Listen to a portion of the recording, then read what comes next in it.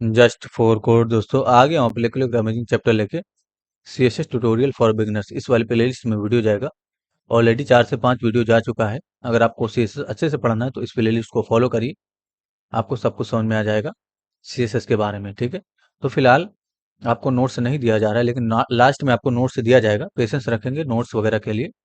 Notes मिलेगा आपको, और नोट्स के अंदर उतनी ही चीजें होंगी जितने आपके लिए रिक्वायरमेंट हो, यानी कि जितना आपके लिए काम करे, जितना आपके लिए बेनिफिशियल हो, उतना हम नोट्स के अंदर रखेंगे और आपको मिल जाएगा नोट्स। पेशेंस रखेंगे आप लोग।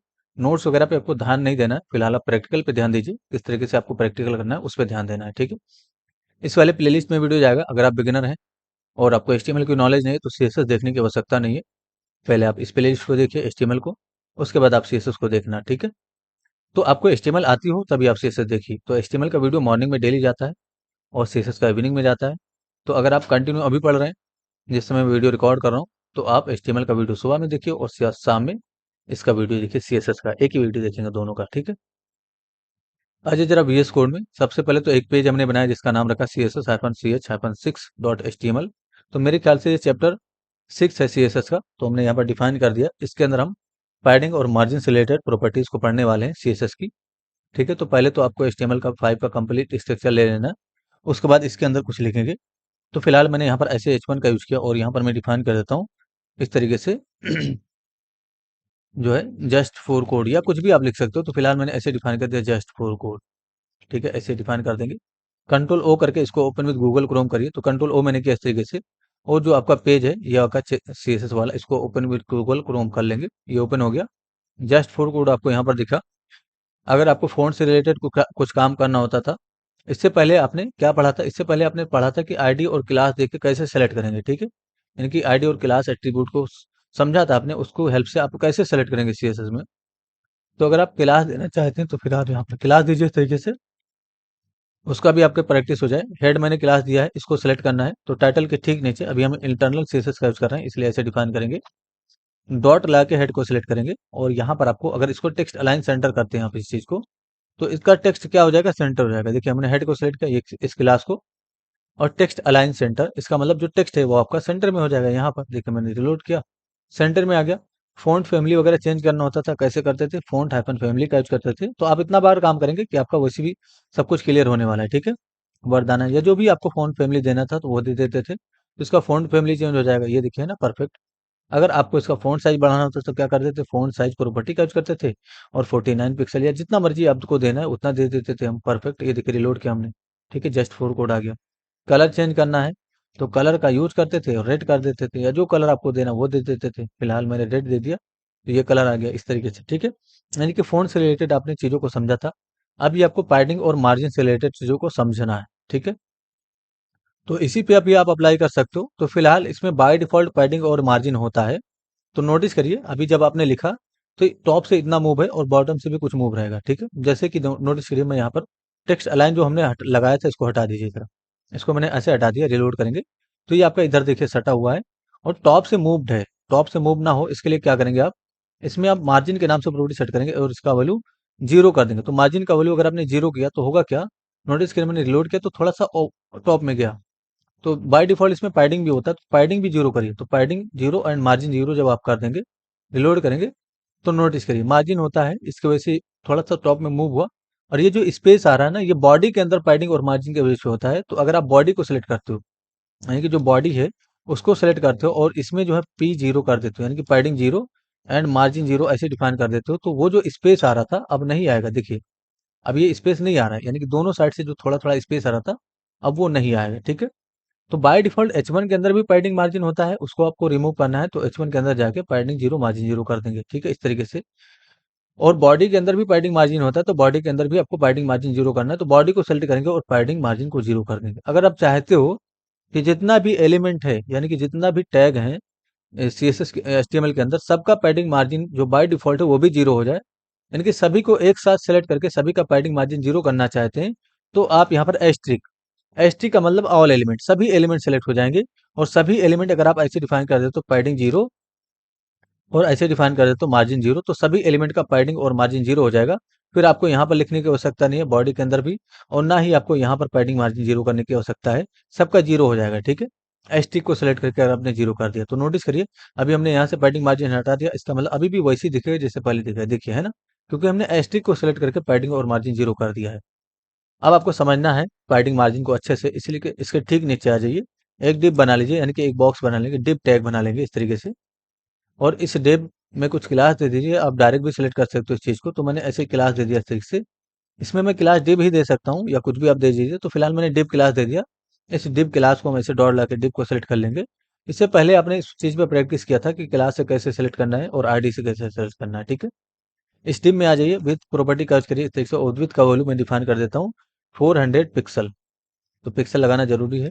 और हाइट को डिफाइन कर इस से, और हाइट का वॉल्यूम में डिफाइन कर दिया 400 पिक्सल, या हाइट का वॉल्यूम 300 पिक्सल डिफाइन कर दीजिए। रिलोड करके टेस्टिंग करेंगे, तो रिलोड जब हमने किया तो देखिए आया नहीं यहाँ पर। तो ये डिब्बा तब तक नहीं आएगा जब तक आज में बैकग्राउंड वगैरह नहीं डिफाइन करेंगे, इसके अंदर कोई कंटेंट नहीं होगा। जैसे अभी इसके अंदर खाली है, अगर हम इसके अंदर कुछ लिख दें, यानी कि हम कुछ लिख दें, तो ये आपको यहाँ पर नजर आएगा, यानी कि यहाँ पर नजर आया ये चीज। लेकिन हाइट विद अगर आप पूरा कंप्लीट देखना चाहते हो तो यहाँ पर आपको बैकग्राउंड कलर का यूज करना है, या बैकग्राउंड का यूज करिए और इसका कलर कुछ कर दीजिए। तो मैंने रेड कलर दिया, नोटिस करिए रिलोड करेंगे तो ये देखिए है ना, रेड कलर में इतना बड़ा डिब्बा आपको दिखा। हाइट विद आपने दे दिया, और अगर आपने बैकग्राउंड वगैरह नहीं यूज किया तो आपको नहीं दिखेगा, ठीक है। तो अभी हमने देखिए यहाँ पर कुछ लिख रखा है, फिलहाल यहाँ पर आप ऐसे लिख दीजिए जरा, जस्ट फॉर कोड, ठीक है। और ये जो कलर आपने रेड दिया था इसको नेवी कर दीजिए, नेवी कलर का यूज करेंगे, तो अभी ये नेवी कलर में आ जाएगा, नोटिस करिए, ठीक है। अब आपको पैडिंग और मार्जिन को अच्छे से समझना है। इसके अंदर जो टेक्स्ट है सबसे पहले उसको कलर करके थोड़ा फोंट साइज उसका बढ़ा दीजिए। तो इसके अंदर जो टेक्स्ट है उसको कलर करना चाहते हो तो इसी के हेल्प से आप कलर कर सकते हो, यानी कि कलर प्रॉपर्टी का यूज करेंगे इस तरीके से।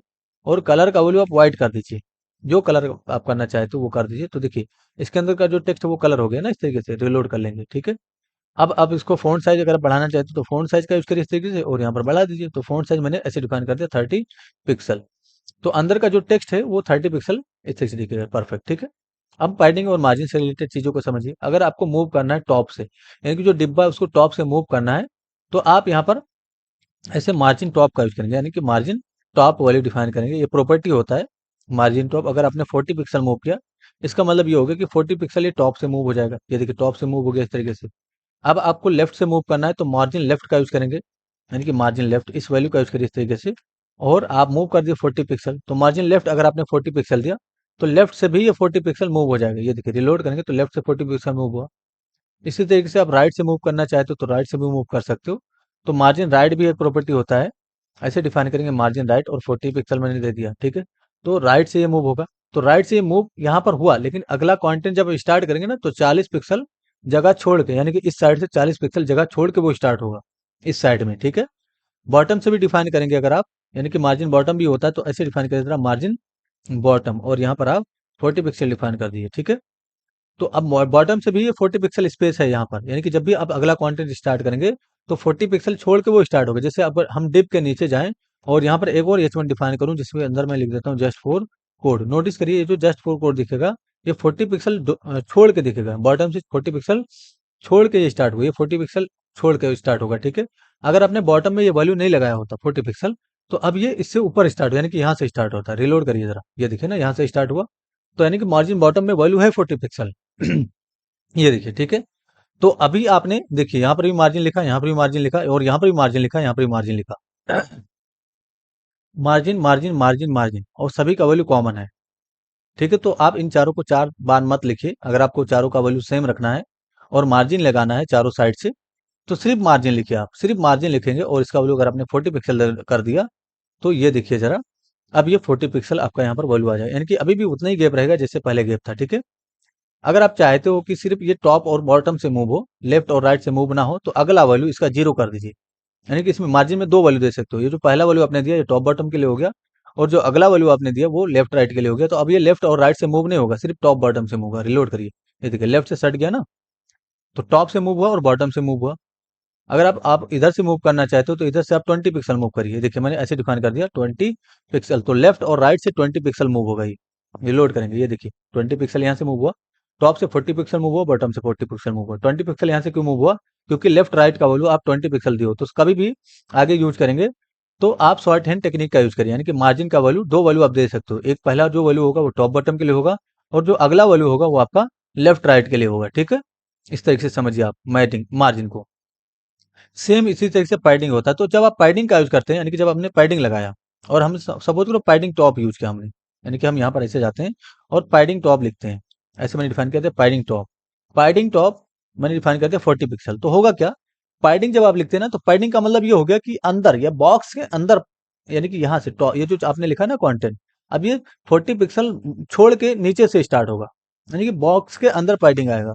ठीक है, रिलोड करिए जरा। जब आप पैडिंग 40 पिक्सल यूज करेंगे तो देखिए आपका जो कंटेंट है वो नीचे स्टार्ट हो, यानी कि टॉप से थोड़ा पैडिंग आया। ठीक है, और पैडिंग देने की वजह से इसका हाइट और विड्थ भी बढ़ जाता है। तो अभी टॉप से आपने यूज किया पैडिंग 40 पिक्सल, तो इसका हाइट 40 पिक्सल बढ़ जाएगा। अब आपको लेफ्ट लेफ्ट से यूज करना है पैडिंग। तो यहाँ पर आप पैडिंग डिफाइन करिए लेफ्ट, तो पैडिंग लेफ्ट इसका यूज करिए और इसको भी 40 पिक्सल कर दीजिए। तो अगर आपने पैडिंग लेफ्ट का यूज किया, 40 पिक्सल इसका वैल्यू दिया है, तो ये जो टेक्स्ट है ये 40 पिक्सल छोड़ के स्टार्ट होगा। देखिए मैंने रिलोड किया और इसके वजह से इसका हाइट और विड्थ बढ़ गया। ये देखिए हाइट और विड्थ बढ़ गया।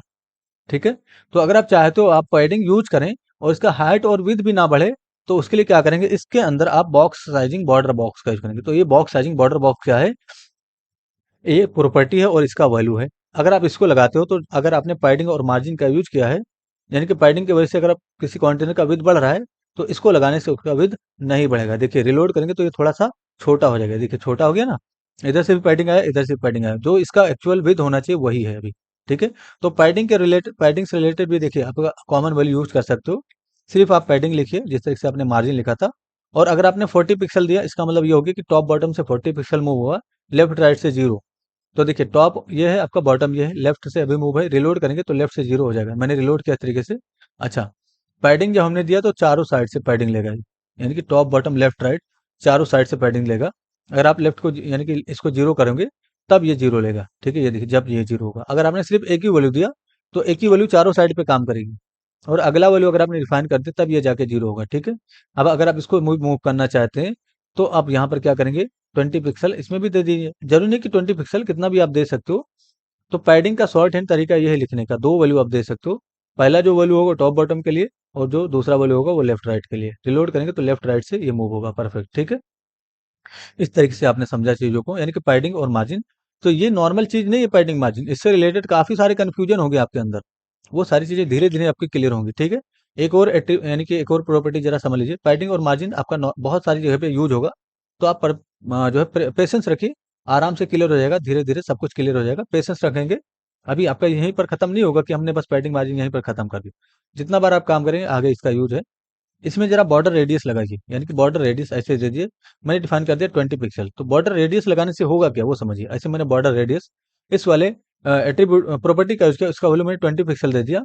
तो देखिए ये जो कॉर्नर देख रहे थे ना, ये कॉर्नर ये आपका थोड़ा सा कट जाएगा, यानी कि राउंडेड होगा। ये देखिए रेडियस हो गया, इसकी कॉर्नर आपका जो राउंडेड हो गया। और ज्यादा राउंडेड करना चाहते हैं तो इसका वैल्यू बढ़ाइए आप।